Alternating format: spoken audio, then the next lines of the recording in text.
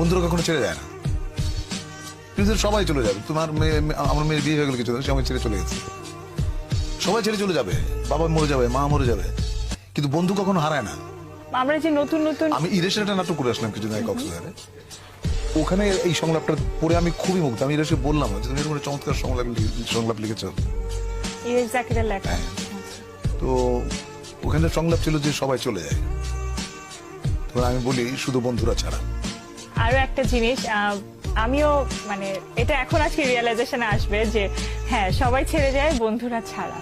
আপনার লাইফে এরকম বন্ধু তো অনেক এসছে, তো একটা বেস্ট ফ্রেন্ড থাকে না, সেটা কে? আমার বেস্ট ফ্রেন্ড থাকে সুইডেন, ওর নাম মানি। আচ্ছা। তো আমার আরেকটা ফ্রেন্ড আছে লন্ডন থাকে, ওর নাম জিলানি।